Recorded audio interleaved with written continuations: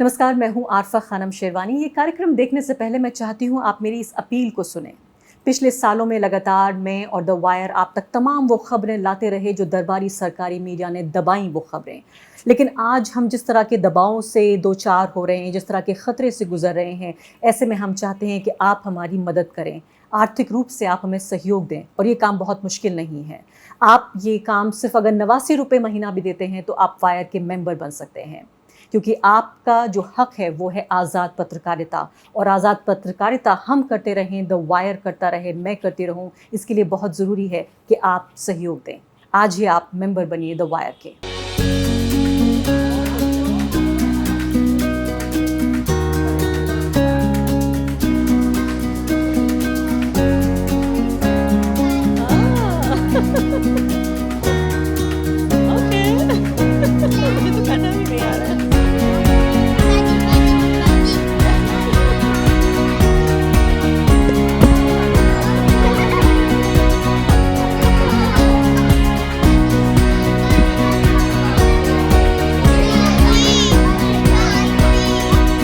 क्या नाम है आपका? सफ़िया। सफिया, आप कितने साल की हैं और किस क्लास में हैं?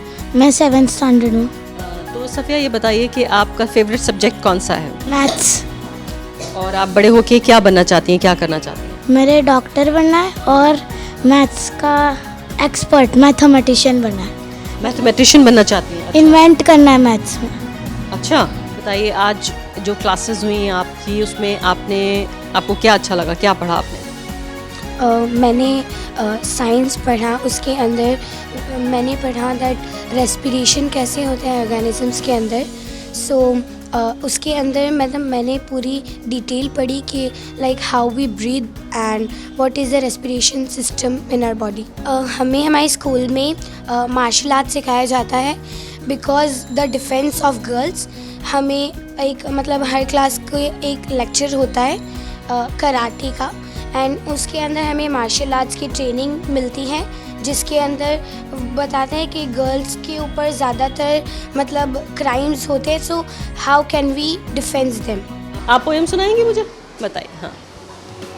अब्बू लाए मोटर कार, उसके नीचे पहिए चाबी से वो चलती है, पू पू पू करती है, आगे जाए पीछे जाए दाएं बाएं वो मुड़ जाए। वाह वाह वाह अब्बू की मोटर कार। हाँ,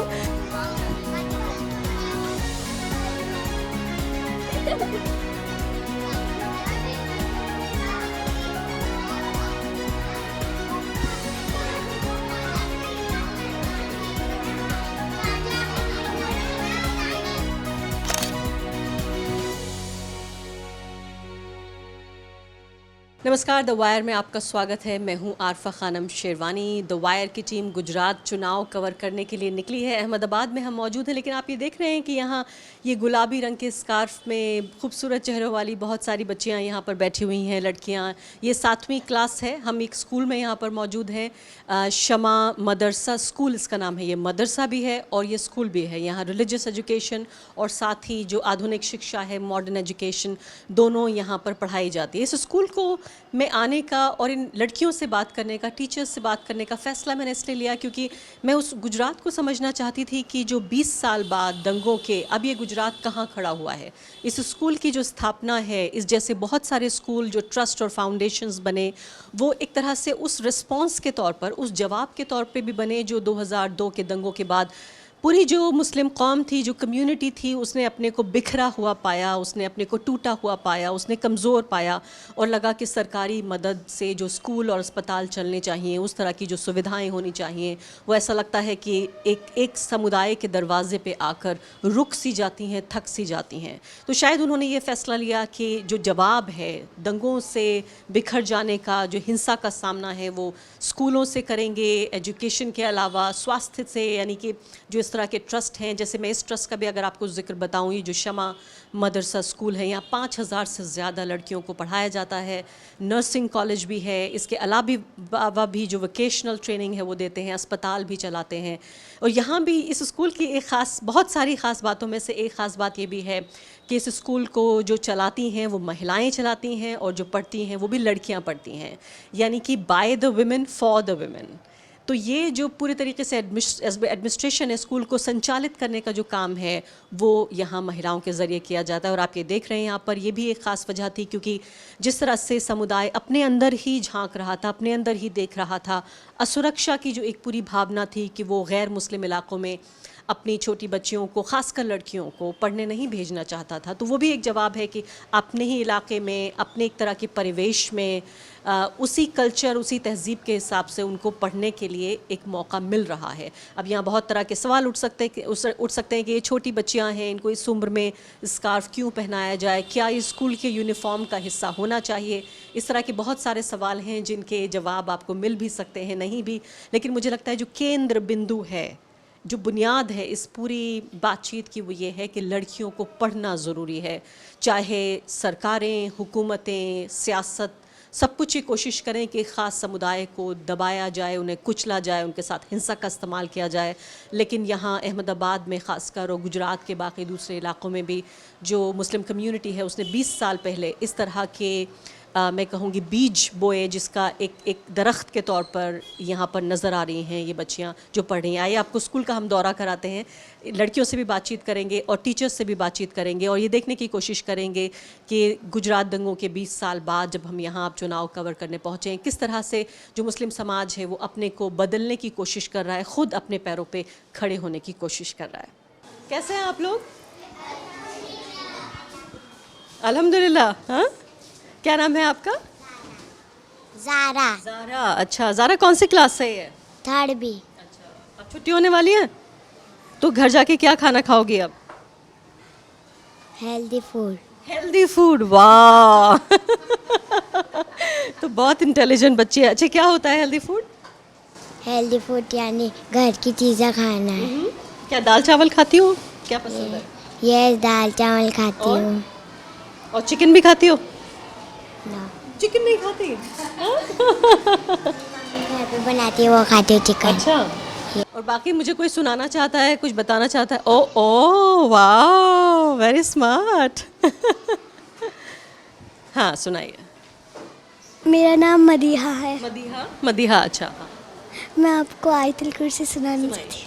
अल्लाहु ला इलाहा इल्ला हुवल हय्युल क़य्यूम ला ताख़ुज़ुहु सिनतun वला नौम लहु मा फ़िस समावाति व मा फ़िल अर्द मन ज़ल्लज़ी यशफ़अु इंदहु इल्ला बिइज़्निहि वाह। मा बैना अयदीहिम व मा ख़ल्फ़हुम वला युहीतूना बिशैइन मिन इल्मिही इल्ला बिमा शा वसिअ कुर्सियुहु समावाति वल अर्द वला यऊदुहु हिफ़्ज़ुहुमा व हुवल अलियुल अज़ीम।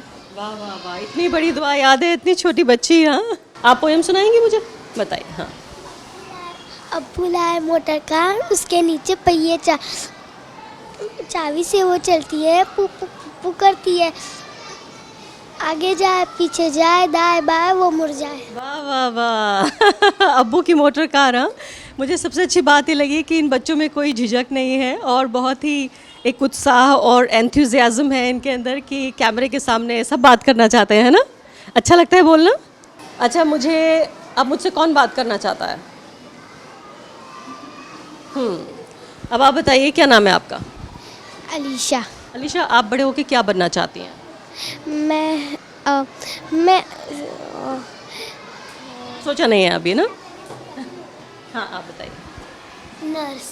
नर्स बनना चाहती हैं? ये तो बहुत प्यारी बात है। ये नर्स क्यों अच्छा लगता है आपको बनना? क्योंकि सबकी मदद करने के लिए। सो स्वीट, बहुत अच्छी बात है। क्या नाम है आपका? मेरा हुमैरा। और आप कितने साल की हैं?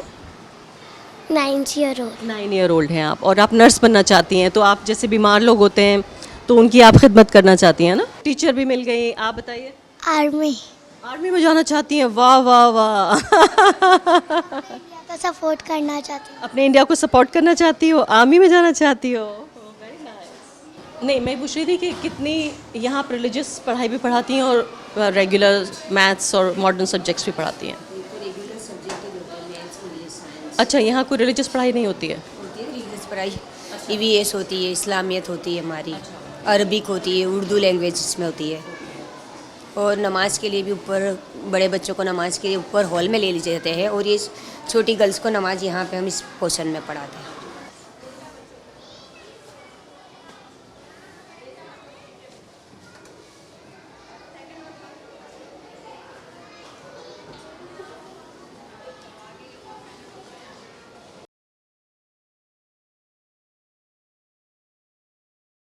और किस क्लास में, आप किस क्लास में हैं?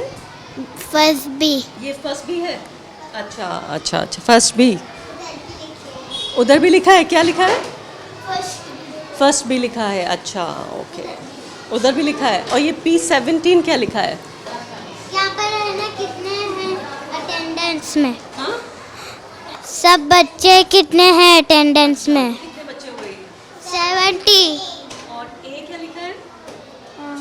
मतलब एब्सेंट है। 11 एब्सेंट है। एब्सेंट है 11। अच्छा अच्छा अच्छा अच्छा। और एक और लिखा है T28। वो नहीं पता कोई को भी। बाजी को पता। हाँ, बाजी को पता है। अच्छा अच्छा, हाँ आप इनको पता है। हाँ, तो ये T28 क्या लिखा है? Total. Oh very intelligent. So she knows that T28 मतलब टोटल बच्चे कितने पढ़ते हैं क्लास में, है ना? अच्छा क्या पढ़ाया स्कूल में, क्या पढ़ाया आज? टेबल। टेबल पढ़ाई मैथ्स की। तो क्या पढ़ा मैथ्स की टेबल में? किस चीज़, कितनी किसकी टेबल थी, किस नंबर की? 2 और 3। अच्छा, तो मुझे 3 की टेबल सुनाओगी? हाँ, अच्छा कौन सुनाएगा 3 की table? Okay. 3 1 are 3, 3 2 are 6, 3 3 are 9, 3 4 are 12, 3 5 are 15, 3 6 are 18, 3 7 are 21, 3 8 are 24. बहुत हो गया थैंक यू। अच्छा, और किस चीज़ की क्लास हुई? हाँ, ये भी कुछ कहना चाहती हैं। क्या नाम है आपका? आमिना। आमिना। अच्छा, आप बताइए क्या कहना चाहती हैं आप?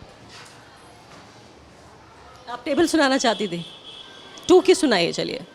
2 1 are 2, 2 2 are 4, 2 3 are 6, 2 4 are 8, 2 5 are 10, 2 6 are 12, 2 7 are 14, 2 8 are 16, 2 9 are 20, और 2 10s are 2 10 are 20. 20। हाँ, लेकिन 2 9s are 20 कैसे हुआ? हाँ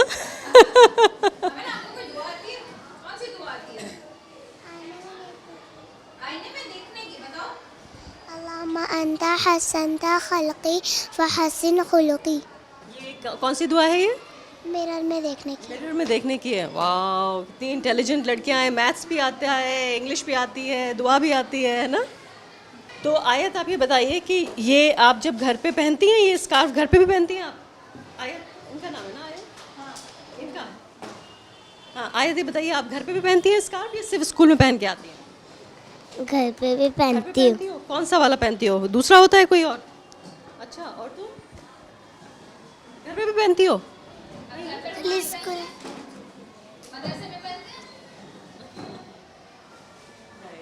तो ये बाकी इतनी छोटी बच्चियां भी घर पे पहनती हैं, बाहर जब जाती हैं तो? Them because you know their parents basically when the children are young the parents decide what the children will wear, so yeah it's families, they basically make their girls wear it mostly, but like nowadays so you know there's so much of innovation into that also, so it's not that they're just wearing the shalwar kameez with her hijab, they wear fancy frocks and all, but of course the basic purpose of hijab they try to serve it. Isn't 5-year-old too young It's to? not at all mandatory by the rule book of Islam also. But you know, the families feel that whatever is the belief of the family or the practices of the family, so you know, they want them to dress alike since the beginning. और आपके school में mandatory है ये? Let's say कि अगर कोई लड़कियां नहीं पहनती, यूनिफॉर्म का part. It's a part of the uniform. और कोई पोएम सुनाना चाहता है बच्चा? Twinkle, twinkle, little star, how I wonder what you are. Up about the world so high, like a diamond in the sky. वाह वाह वाह, सब ताली बजाइए इनके लिए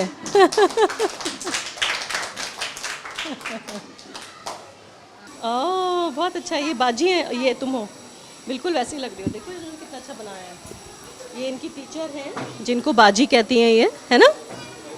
और ये तुम, ये आप हैं? अच्छा, कोई भी स्टूडेंट है ये, और ये टीचर हैं, ये बाजी हैं, है ना? ये लिखा है शमा मदरसा। मैं दिल्ली से आई हूँ। दिल्ली गई हो कभी? नहीं, नहीं गई। मेरी नानी का घर है उधर। दिल्ली में है? अच्छा। उर्दू की पोएम सुनाना। हाँ सुनाएंगे। अच्छा, आप में से दिल्ली कौन कौन गया है? कैसा लगा हमारा शहर? मैं तो दिल्ली से आई हूँ। हाँ, अच्छा लगा? हाँ, पोएम सुनते हैं।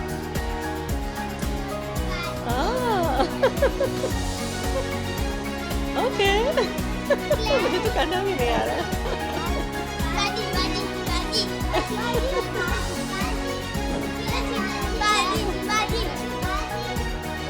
ओके, ये ऐसे हार्ट बना रहे हैं ना? जी बाजी बाजी बाजी बाजी बाजी आओ कर लेते हैं, आओ सबको।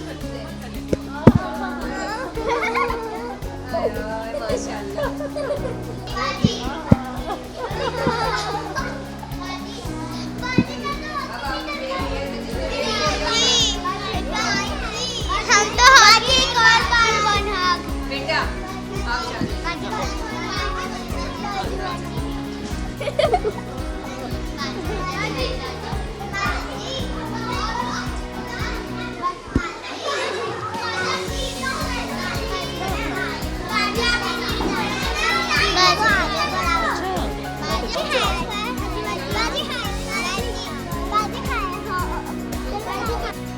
क्या नाम है आपका?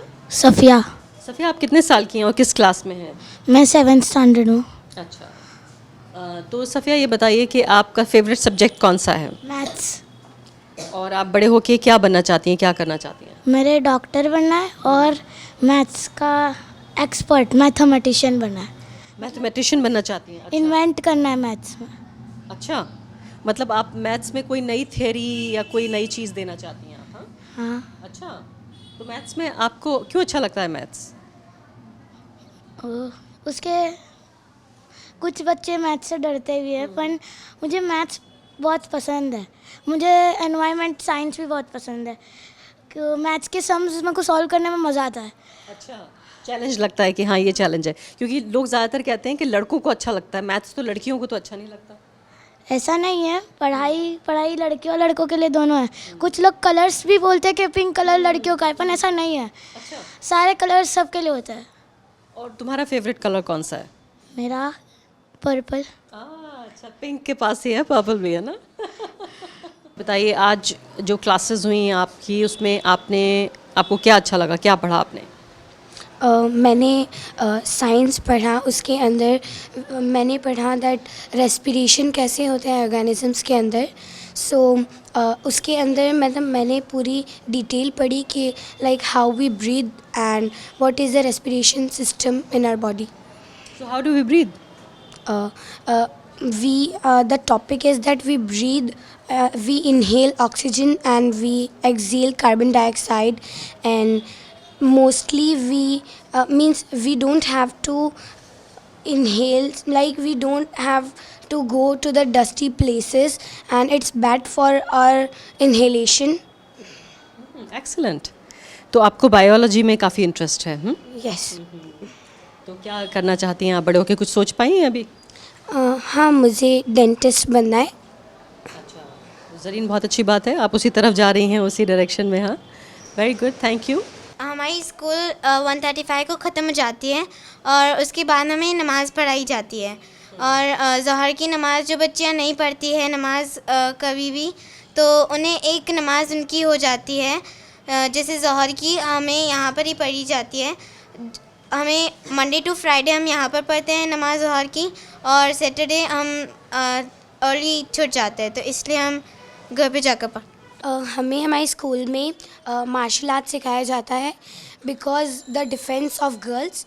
हमें एक मतलब हर क्लास को एक लेक्चर होता है कराटे का, एंड उसके अंदर हमें मार्शल आर्ट्स की ट्रेनिंग मिलती है, जिसके अंदर बताते हैं कि गर्ल्स के ऊपर ज़्यादातर मतलब क्राइम्स होते हैं, so how can we defence them, how can you help yourself, how can you defend yourself. बहुत अच्छी बात है, मैं बहुत ज़्यादा प्रभावित हूँ, बहुत इम्प्रेस्ड हूँ। कितनी स्मार्ट लड़कियाँ हैं, इंटेलिजेंट हैं, कॉन्फिडेंट हैं, और सबको अभी तो ऐसा लगता है कि already life is sorted out. हाँ, Our school we have different type of activities. In that activity we can know about environment. For example, carbon footprint, and we can have a different type of knowledge about that. आप you care for environment? हाँ, अच्छा, तो आपको पसंद है environment science पढ़ती हैं? Yes, I love science in biology. क्या नाम है आपका लुबना मंसूरी। और आपका? ऐश्वर्या। लुबना जी, मुझे बताइए कि बच्चे रिलीजियस एजुकेशन भी यहाँ पाते हैं और मॉडर्न एजुकेशन भी, ये कैसे, या इससे कोई कन्फ्यूजन तो नहीं होता? No, we have all the different categories for everything. Everything means is sorted out. नहीं, मैं जैसे एक बच्चे का जब स्कूल का दिन शुरू होता है तो आप कैसे शुरुआत करती हैं? जैसे रेगुलर स्कूलों में पहले प्रेयर्स होती है। होते हैं, so they are having the prayers. It is the Islamic prayer they are having. What they already know, we are just progressing into that. और उसके बाद फिर पूरे दिन Regular classes, periods. The difference is few subjects we added little more. लेकिन जैसे मदरसा school है ये, तो ये क्या फ़र्क है इसमें और जो रेगुलर स्कूल्स होते हैं उनमें? Regular schools are not having Islamic period, Quran period, and we are giving that also. That too. Aishwarya, आपने इसको कैसे समझा है? आप तो एक्सटर्नल हैं, आपने बताया कि आप यहाँ फेलो के तौर पे आई हैं। Yes, actually, I'm not from any other state. I'm from South, so I don't know much Hindi. If you could speak to me in English. So I'm saying, what difference do you see, like in regular school and in this madrasa school?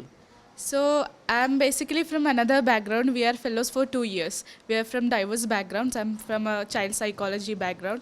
So here, other than the other schools, like we have extra few subjects.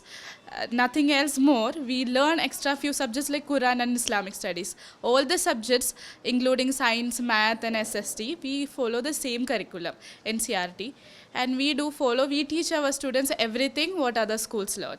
You think children passing out from the school would be different from children passing out from regular schools? They won't be different. How can we call them different? Everything they learn is similar to the other school. So I don't think we can call them different. The extra things they learn only the religious aspect of like Quran and Islamic studies. Nothing extra behaviors or characteristics they are formed.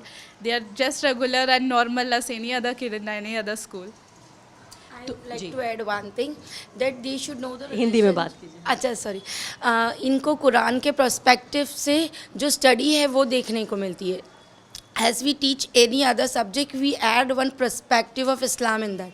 जैसे मुझे example दीजिए, आप maths की class में पढ़ा रही हैं तो उसमें एग्जाम्पल मैं दे दूँ. For example integer I am teaching them, right. What does integer have? A negative number is added and that all thing that integers have a positive and negative both the side. So the deeds also is that deeds are positive also, negative also. Negative more deed will take you more negative powers and positive deeds will take you to the positive powers. अच्छा, तो आप ये कह रही हैं class में जब आप पढ़ाती हैं तो चाहे साइंस पढ़ा रही हैं या मैथ्स पढ़ा रही हैं या सोशल साइंस पढ़ा रही हैं, उसमें आप एक इस्लामिक पर्सपेक्टिव देती हैं आप, ताकि they should know what does Quran say to us. Quran is always connected to education only, right. तो वो कुरान से हमको ये मिलता है कि एजुकेशन कैसे और हम एलैबोरेट कर सकते हैं, उसको नॉलेज में कैसे ला सकते हैं. So they should learn that also कि ये सब तो कुरान में है, तो हमको बस कनेक्ट करना है उनसे. Thank you. Shama Madrasa school की जो 2 डायरेक्टर्स हैं वो हमारे साथ मौजूद है. जैसे मैंने आपको बताया कि एक ऐसा स्कूल है जो कि महिलाओं के ज़रिए ही चलाया जाता है और लड़कियों को ही पढ़ाया जाता है. तो मैं उनसे ही जानने की कोशिश कर रही हूँ कि इस स्कूल का कॉन्सेप्ट क्या है और बाकी क्या इसमें जो गैर मुस्लिम टीचर्स हैं वो पढ़ा सकती हैं, क्या बच्चे पढ़ सकते हैं. आपका नाम क्या है? जुवेरिया. जुवेरिया जी, मुझे बताइए कि ये स्कूल का पूरा कॉन्सेप्ट एक मदरसा स्कूल का कैसे समझें हम? मदरसा स्कूल इसलिए कि बेसिकली एजुकेशन में हम लोग का हर चीज़ एजुकेशन है, दीनी और दुनियावी कोई डिफरेंट नहीं है. बट बिकॉज एजुकेशन फ़िलहाल जिस तरह से हो रहा है, it is separated out and we wanted to, हम चाहते थे कि इसको एक साथ रखें. और उसलिए हम लोग की जो मदरसे में ट्रेनिंग ले रहे बच्चे कि कुरान को वो सिर्फ रेसिटेशन होता है, हम कुरान को समझाते हैं बच्चों को और दीन को भी उसके कंसेप्ट के साथ समझाते हैं. और उसको जो मैथ है, इंग्लिश है, ज्योग्राफी, हिस्ट्री, उस सब को how to know Allah through all the subjects, वो परसेप्शन से हम लोग उनको समझाते हैं. तो बेसिकली मैं ये समझूं कि जो आपका ओवरव्यू है, यानी कि जो एक ऑब्जेक्टिव है वो है रिलीजियस एजुकेशन, बट उसके साथ साथ एज ए सप्लीमेंट्री आप मॉडर्न एजुकेशन भी पढ़ाती हैं, ये ठीक है क्या? नहीं, मतलब मैं ये कि रिलीजियस एजुकेशन नहीं, बस ये कि हम ज़िंदगी गुजारते हैं तो कोई चीज़ अलग नहीं है. It is part of life. It is a way of life and how to live your life, knowing Allah. मुझे बताया गया कि 2002 के दंगों के बाद और उससे पहले जो भूकंप आया था, अर्थक्वेक आया था, उसके बाद एक तरह से गुजरात दोनों ही मैं कहूँगी एक तरह का सामाजिक भूकंप था। अगर 2002 का भी हम जिक्र करें तो उस स्कूल की शुरुआत हुई। कैसे ये ख्याल आया कि ख़ुद कम्युनिटी को, मुस्लिम समुदाय को अपना स्कूल बनाने की ज़रूरत है? बेसिकली दिस स्कूल, हाँ, ये स्कूल जो है ये तो काफ़ी from 30 years this was running, but कुछ साल में कुछ जो पुराना ट्रस्ट था उसमें मतलब कुछ मसले हो गए थे and they wanted to close the school. और उन्होंने ट्रस्ट को तो ये मतलब जो हमारी ब्रांच है इसको ऑफ़र किया था कि इसको हॉस्पिटल बना दो, but because they were 300 students over here और उनको फिर और कहीं एडमिशन का प्रॉब्लम आता तो हम लोग ने सब सोचा कि हम इसको कंटिन्यू करें एज अ स्कूल ओनली। तो but the trust has from that time so मतलब established so many schools and hospitals. लेकिन मैं ये समझना चाहती हूँ कि 2002 के बाद जिस तरह के सोशल चेंजेस आए तो उसमें एजुकेशन को आपने क्यों समझा कि प्रेफरेंस देना, प्रायोरिटी देना ज़रूरी है? मतलब एक ऐसे दौर में जहाँ मुस्लिम समुदाय के लोग अपनी जान बचा रहे थे, ऐसे में आपने एजुकेशन के बारे में कैसे सोचा? सो बेसिकली लिविंग के लिए मतलब education is the most important thing. और ये बहुत टाइम से मतलब हम लोग सबके दिमाग में था कि हम लोग we should work on the education of our community. और basically this is for girls education ना, तो उसके बाद में कुछ सेफ्टी फैक्टर्स थे गर्ल्स के लिए। Though maybe many of the families didn't want to send the girls outside, बराबर। तो माइंड में बहुत ज़्यादा था कि हमारे गर्ल्स फिर ऐसा नहीं हो कि विदाउट एजुकेशन रह जाएं, तो ज़रूरी था कि उनको हम समझ रही हूँ आपकी बात। आप ये कह रही हैं कि मुस्लिम कौम में इसको लेकर एक झिझक थी कि क्या गैर मुस्लिम इलाके में बच्चे को भेजा जा सकता है, क्योंकि जिस तरह के उस वक्त सिक्योरिटी के हालात थे, ख़ासकर 2002 के दंगों के बाद सेफ्टी के इश्यूज़ थे। तो आपने सोचा कि इसी इलाके में लड़कियों को अपने ही एक एनवायरनमेंट में एजुकेट करना ज़रूरी है। जो एक चीज़ यहाँ स्ट्राइक करती है मुझे, जब मैं पहली बार देखा कि गुलाबी रंग के स्कार्फ लड़कियों ने पहने हुए हैं, ये कॉन्सेप्ट आपने स्कार्फ का यूनिफॉर्म का हिस्सा है ये? जी, एक्चुअली जो एग्जिस्टिंग स्कूल थी उनका भी हिजाब के साथ यूनिफॉर्म था, तो हमने ये किया, हमको ये पिंक कलर और बहुत प्यारा लगा, तो हमको ऐसा लगा कि हमारी बच्चियाँ एक जब बहुत ब्राइटनेस जो चीज़ पहनते हैं उसमें जब अच्छा फील करते हैं तो वो मोटिवेशन और इंस्पिरेशन आता है आगे कुछ बेटर करने को। तो life starts with pink colour. नहीं, रंग तो बड़ा अच्छा ख्याल है, लेकिन ये जो मैंडेटरी स्कार्फ और ख़ासकर मतलब इतनी छोटी लड़कियां हैं जो अभी प्यूबर्टी भी नहीं पहुंची हैं या बड़ी नहीं हुई हैं, उससे पहले उन्हें स्कार्फ पहनाने की कोई ख़ास वजह? नहीं, एक तो ये कि एक आइडेंटिटी, मुस्लिम आइडेंटिटी की वजह से, और यूनिफॉर्म है, मतलब हमने we chose this as a uniform, क्योंकि वैसे हमारे अहमदाबाद में बहुत गर्म होता है लेकिन बहुत सारी स्कूल्स में ओवरकोट्स भी होते हैं and it's compulsory because uniform है तो पहनते बच्चे, so why not this. Basically इनके एनवायरनमेंट में at home they are with the scarves. घर पे भी ये बच्चियां पहनती हैं, तो आपको लगा कि this is a natural thing, मतलब आपको ऐसा लगता होगा बट हम लोग के उसमें it's a natural thing. Children right from the वो लेते ही हैं स्कार्फ्स।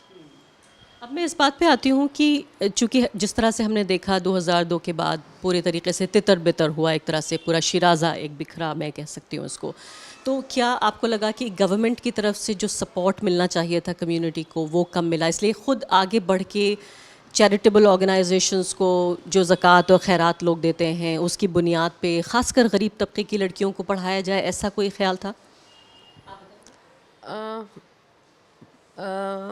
पता नहीं, मेरे को ऐसा लगता है कि हमको ऐसा हुआ कि हमको ठीक है गवर्नमेंट करे ना करे बट हमारी एक रिस्पॉन्सिबिलिटी बनती है कम्युनिटी के लिए करने की।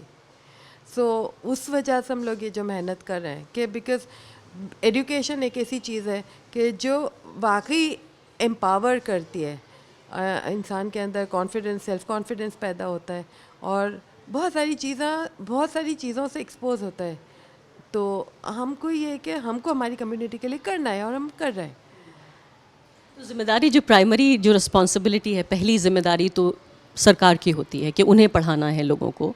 हम टैक्स देते हैं सरकार को ताकि वो सरकारी स्कूल बनाएं, अस्पताल बनाएं, सड़कें बनाएं। लेकिन जब 2002 के बाद एक कम्युनिटी मेंबर की तरह आपने सोचा, तो क्या ये भी बात थी कि सरकार उतना साथ नहीं दे रही है जितना देना चाहिए, या एक तरह के लोग पीछे छूट रहे हैं?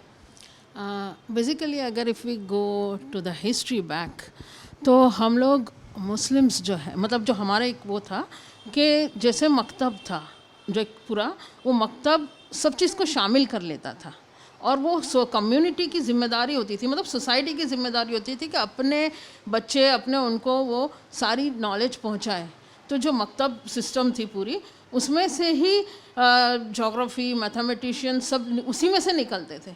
तो हमारा एक मेन कंसेप्ट यही था कि इसमें से हम क्यों मदरसा इट्स अ डिफरेंट के सिर्फ कुरान पढ़ाया हो, ये नहीं, एवरीथिंग शुड बी देयर, कि यहीं से ही पूरा कंप्लीट बच्चा एजुकेशन के साथ निकलना चाहिए।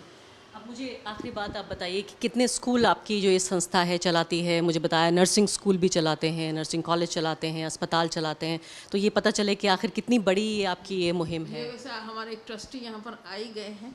हाँ, तो जी 7 स्कूल्स हैं जो बेसिक प्राइमरी मतलब टिल 10-12 तक की स्कूल्स चल रही हैं, और two schools are for only for girls, others are for all. ये 2 इंग्लिश मीडियम है, and these are madrasa schools, other are basic regular schools. लेकिन आपने बताया करीब 5000 लड़कियां पढ़ती हैं आपके 7 schools। हाँ, फिर है एक नर्सिंग कॉलेज है, एक फिजियोथेरेपी कॉलेज है, and the trust also runs hospitals, dialysis centres वगैरह।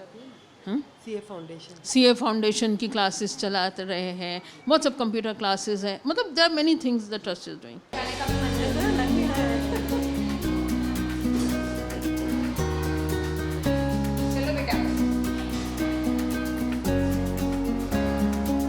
Because you know they strongly believe in what they learn, and then we don't need to just listen to combination.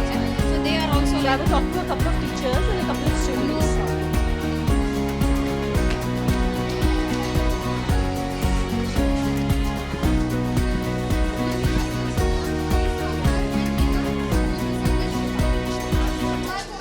पिछले सालों में लगातार मैं और द वायर आप तक तमाम वो खबरें लाते रहे जो दरबारी सरकारी मीडिया ने दबाई वो खबरें। लेकिन आज हम जिस तरह के दबावों से दो चार हो रहे हैं, जिस तरह के ख़तरे से गुजर रहे हैं, ऐसे में हम चाहते हैं कि आप हमारी मदद करें, आर्थिक रूप से आप हमें सहयोग दें। और ये काम बहुत मुश्किल नहीं है। आप ये काम सिर्फ अगर 89 रुपये महीना भी देते हैं तो आप वायर के मेंबर बन सकते हैं, क्योंकि आपका जो हक है वो है आज़ाद पत्रकारिता। और आज़ाद पत्रकारिता हम करते रहें, द वायर करता रहे, मैं करती रहूं, इसके लिए बहुत ज़रूरी है कि आप सहयोग दें। आज ही आप मेंबर बनिए द वायर के।